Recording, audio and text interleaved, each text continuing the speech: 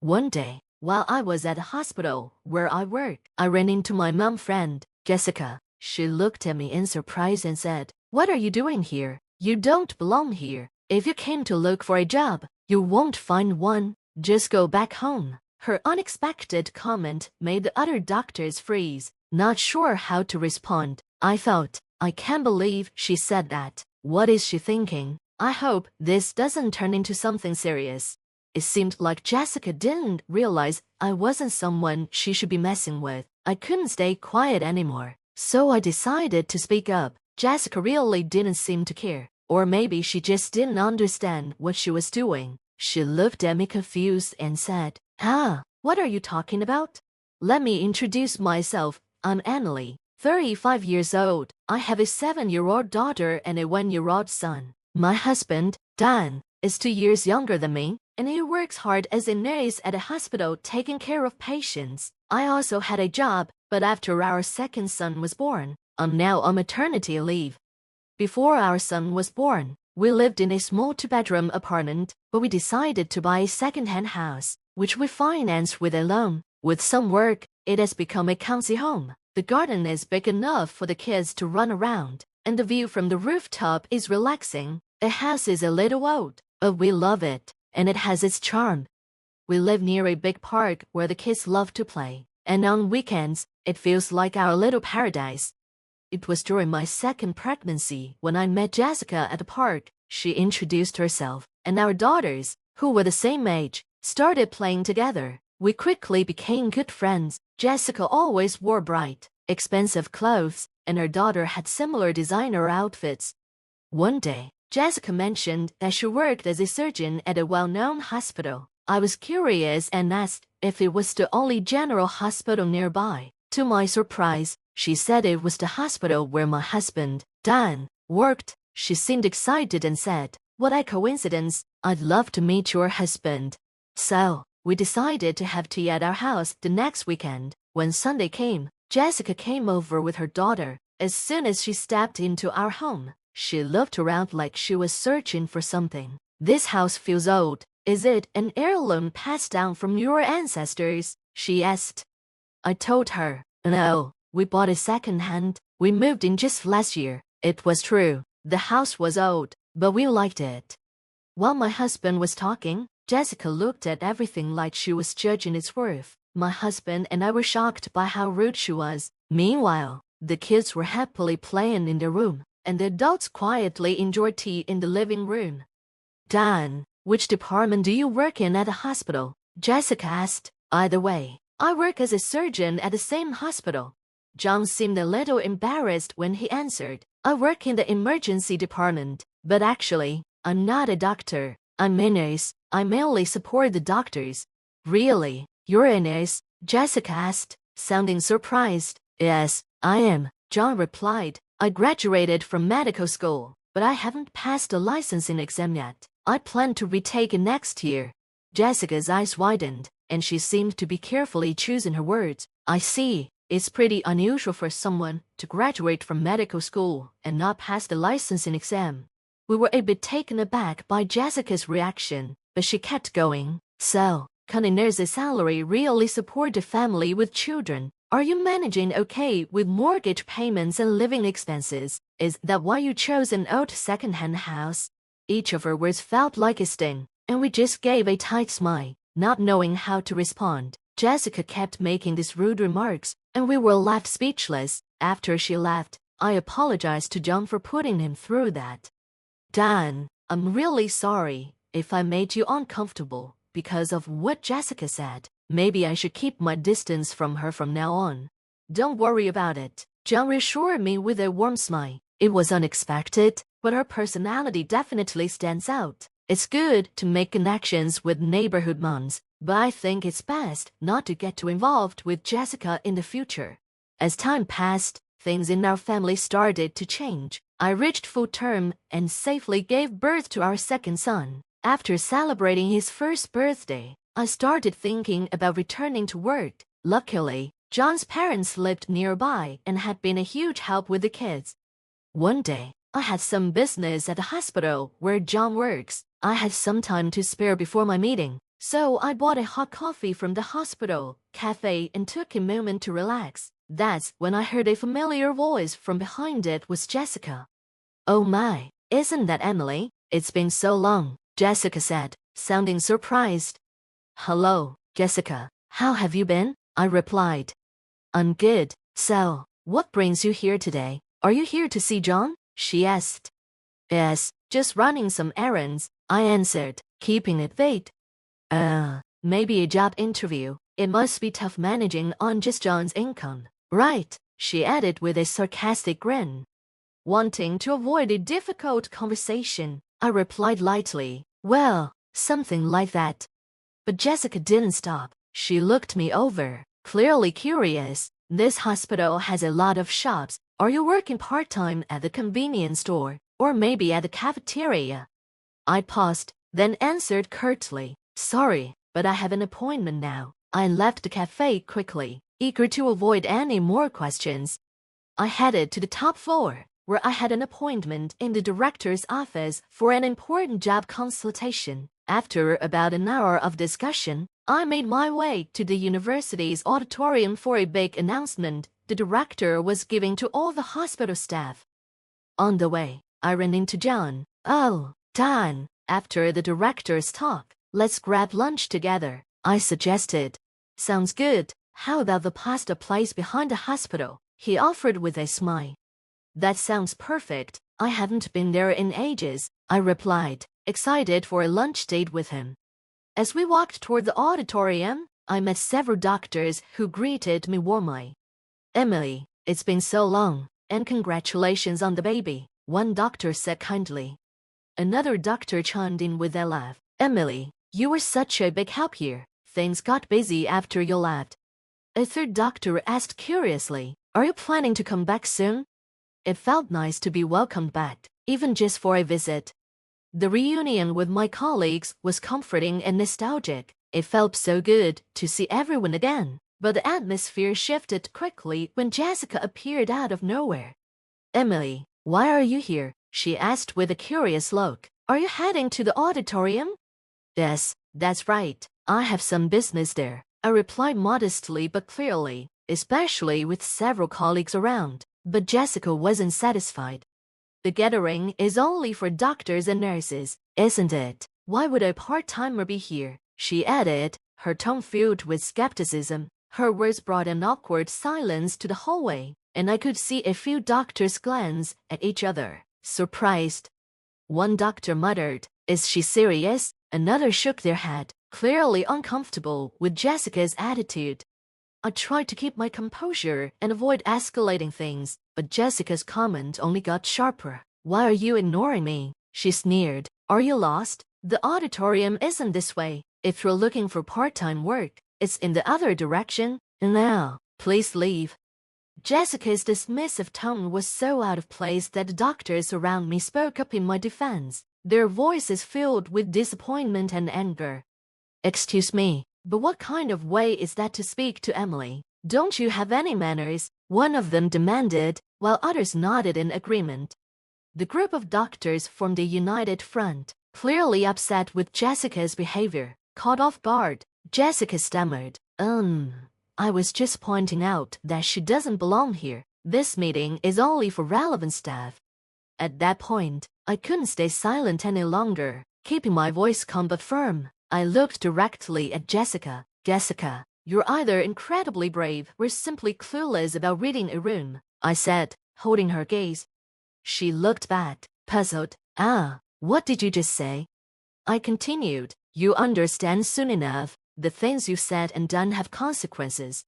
The doctors beside me didn't hesitate to add, Jessica, you might want to start looking for another job while you can. They exchanged glances, clearly supporting me.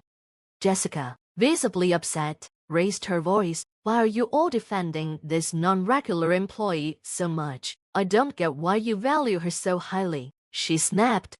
But her words only strengthened the group's stance, as they stood by me in silent solidarity. The doctor's conversation echoed through the hallway.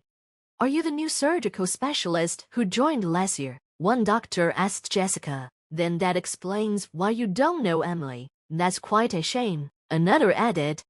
Jessica looked angry and retorted, "What do you mean by that?" She seemed frustrated, believing it was wrong to judge people by their professional roles, and didn't realize the importance of respecting everyone, regardless of their job. Seeing someone like her in our workplace made me feel uneasy. Jessica didn't realize, however, that I was someone she should actually respect. The other doctors ignored her questions, giving her cold looks before quietly leaving. I spoke up calmly. "Well, Jessica, we can discuss this later. You may look down on my husband's role as a nurse, but no matter how hard you try, you can match John's dedication. Besides, it seems like you misunderstand the true meaning of success." Jessica looked shocked. "Wait a minute, who are you? You're not just a part-timer, are you?" she exclaimed. I smiled slightly. "As I said, you'll understand soon enough," I replied, then turned and headed toward the auditorium.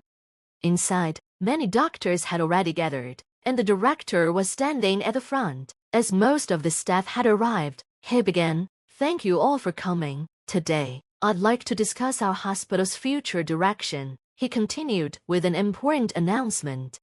Just then, John approached me and whispered, "Emily, I heard a bit of what happened with Jessica. Is everything okay?" "Yes," I replied, smiling. "She thought I was just a part-time worker here." John raised an eyebrow, finding it hard to believe. We both stifled a laugh at the mix-up. As the director finished explaining the annual business plan, he moved on to an exciting announcement. To further improve our medical services, we'll be launching overseas training programs. In 2 months, we'll be selecting 5 doctors and 5 nurses for this opportunity. The room filled with excited chatter and cheers. Overseas training was a rare chance to learn the latest medical practices from around the world, and everyone's eyes lit up at the news, eager for the possibilities this new program would bring. The director continued, "Now, let's announce the 10 selected for this training." I glanced at John, whispering, "It looks like the trainees have already been chosen." John stayed quiet, listening intently as the director went on. "First, I would like to introduce Dr. Jessica," the director announced. With her excellent clinical skills and impressive treatment results, her selection was unanimous.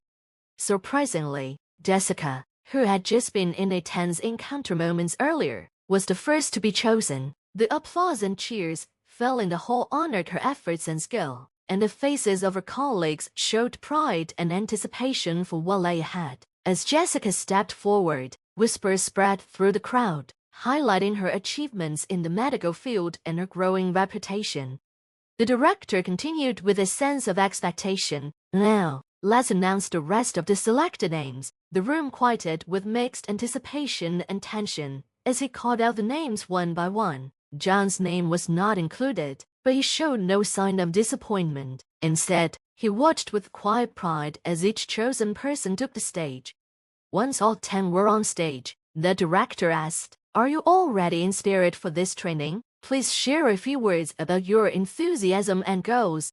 Each trainee spoke briefly but with conviction, sharing their determination to make the most of this opportunity. Finally, it was Jessica's turn. With a poised and confident demeanor, she said, "I'm truly grateful for this valuable opportunity. I plan to contribute to our hospital's progress with the advanced medical techniques I'll learn abroad." Then, in a sharp tone that surprised everyone, she continued, "However, this hospital has inexperienced nurses who repeatedly failed the national exam, and certain individuals with no official standing who try to attend medical conferences. I intend to improve and transform these areas."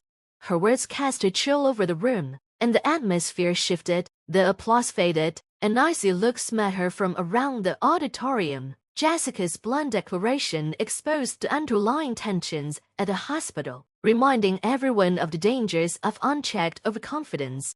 The director's sharp gaze silenced the room, creating a heavy tension. He kept his composure and turned to Jessica, saying, "Jessica, you were referring to those 2 over there, weren't you?" His calm smile didn't reach his eyes. "You said there were people here unfit to join this gathering." Jessica confidently nodded. "Yes, exactly. There are people who don't belong in such a noble assembly.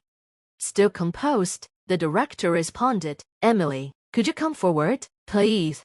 I, who had been quietly observing, suddenly became the center of attention. Jessica's confidence wavered as she looked at me in confusion, wondering why I was being called. The director then spoke in a disappointed tone. Jessica, I am truly disappointed in you. He turned to me. Emily, please introduce yourself to everyone.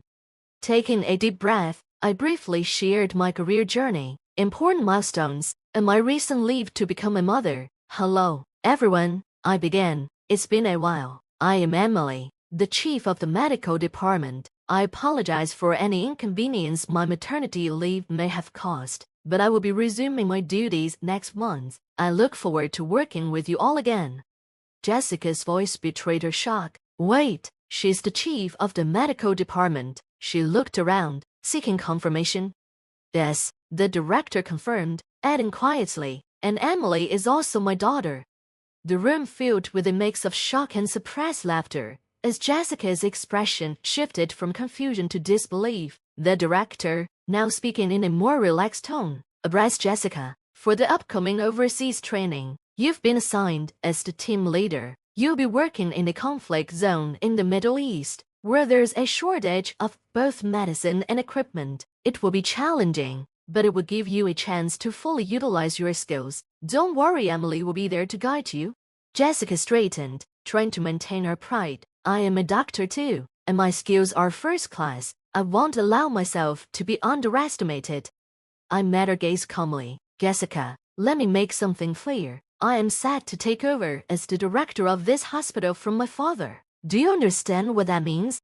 Jessica's expression frowned as she grasped the significance of my words. I continued, yes, it seems you understand well. My decisions could very well impact your future here. Jessica struggled to hide her agitation, muttering, I hadn't heard of this. John quietly added, Jessica, you weren't informed beforehand, but your disrespect toward Emily is something you may come to deeply regret. Toward the end of the meeting, the director spoke firmly. Everyone, a moment of silence, please. He turned to Jessica, his tone unwavering. Jessica, remember this, here. Results are what matter most. Your skills are just one part of the equation. What's important are the results you deliver in this hospital. I have high expectations for you. Jessica listened silently, her face serious as she bowed her head and nodded in acknowledgement. With that, the director concluded, today's meeting is adjourned. Everyone stood up, gradually returning to their usual activities. As John and I stepped out of the director's office, I turned to him with a smile. How about some lunch? I'm really craving pasta. Side by side, we walked toward our favorite spot near the hospital. Passing by the small smoking area behind the hospital, I noticed Jessica there, deep in thought, taking a drag from her cigarette. When our eyes met, she quickly looked away. Just then, a loud crash echoed nearby. A car had rear-ended another vehicle right before us. John and I immediately sprang into action. The area was almost deserted, so it was essential for us to act fast. Are you okay? John called out as he quickly assessed the situation. There was a driver in one car, visibly shaken, and a pedestrian who had been nearby and was also injured. Jessica hurried over as well but seemed frozen by the intensity of the scene. Instinctively, I began directing everyone. Dan, help move that man to a safe spot and check his pulse. I instructed. Dan, who had honed his emergency skills under my guidance, followed my directions efficiently, making sure the injured were stable. Turning to Jessica, I said calmly, Jessica, check the elderly person for bleeding and assess their consciousness level. Jessica stood there, her face pale, clearly struggling to process everything. My voice grew firmer as I called to her again. Jessica, do you understand? Please respond quickly. Jessica, visibly overwhelmed, replied in a shaky voice, clearly unnerved by the gravity of the situation. Yes, what should I do? Jessica replied, panic in her voice. Instead of helping, her anxiety seemed to add to the confusion at the scene. I addressed her firmly but patiently. Jessica, do you know what to do in an emergency? Are you even a surgeon? Jessica snapped back. Of course I am. There's nothing I can do. But despite her claim, her actions were scattered, and she seemed unsure of how to help. I turned to John instead. Dan, could you check the elderly person's blood pressure and make sure there's no bleeding? I said calmly. Understood, John replied right away, beginning to take control of the situation. With John and I working quickly, orders started to return. John then spoke to Jessica, unusually stern. Jessica, come here and help. Jessica hesitated, almost insulted. What? A nurse telling me what to do? But John didn't back down. If you're not going to be helpful when lives are on the line, please step back. His tone was decisive. Jessica, taken aback, went silent and moved aside. After assessing the situation, John reported to me, vitals are stable, but there could be internal injuries. We'll need a thorough exam as soon as possible. Keeping steady, I directed the response. Good, let's proceed. Then, the driver seems a bit disoriented, but has no visible serious injuries. Let's get him moved safely. I turned to Jessica. Jessica, could you call an ambulance on your phone, please? But she just stood there, frowning. Jessica, I'm asking you to call for an ambulance, I repeated, noticing her hesitation. She muttered, confused. What's the number for the ambulance again? John sighed and quickly took over, grabbing her phone to make the call himself. A few minutes later, the police and fire department arrived, and the scene started to settle down. Soon, more people gathered, including other doctors, department heads, medical students, and even professors. Among them was the director, who had observed everything. Turning to Jessica, I spoke with calm but firm clarity. Jessica, to be honest, you were more of a hindrance here than a help. Can you say you accomplished anything? Jessica looked down, unable to answer. In the medical field, every second counts. This isn't a place for protecting one's ego. Barely audible, Jessica replied, I'm sorry. Around us, people watched in silence, and Jessica's expression showed embarrassment as she realized the gravity of her actions. I continued, Jessica, you've often looked down on John as just a nurse, which your roles are different. There's no point in comparing. John is one of the most competent nurses in this hospital. Can't you see how ineffective and unprepared your actions were in this situation? Jessica responded with some defiance. If I had more experience in emergencies, I could handle it perfectly well. Sensing the doubt behind her words, John calmly countered, Jessica, you seem focused on getting recognition, but your field skills are still lacking. You just proved that here. You talk about gaining emergency experience, but given your current state, it's unlikely you get many more chances. Jessica's confidence started to waver, and she looked on the verge of tears, aware of the eyes watching. However, knowing how vital good judgment is in our field, I had to make a difficult decision.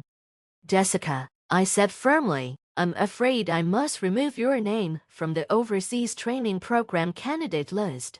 Her eyes widened. What? I glanced toward the director. Father, this decision is acceptable, correct?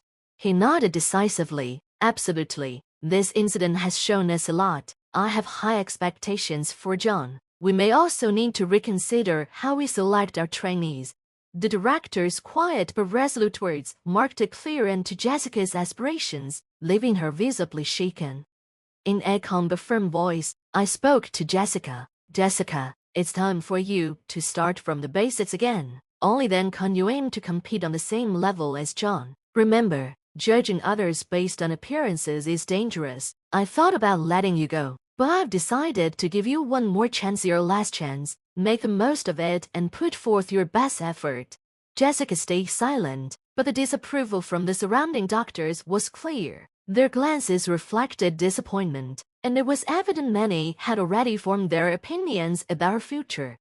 Weeks later, the day finally arrived for our departure for overseas training. John and I headed to the airport, excited to gain new knowledge and skills. I had heard that Jessica had resigned just a month after the incident. The cold treatment from colleagues had been too much for her pride to bear. In my heart, I felt it was for the best. A doctor driven by pride, rather than compassion and skill, is not someone people would want in charge of their lives. As we made our way to the airport, I turned to John. feeling a renewed sense of purpose. Dan, let's use our abilities to make this hospital one of the best in the world. Dan, sharing that determination, replied, absolutely. I need to work even harder and get my medical license as soon as possible.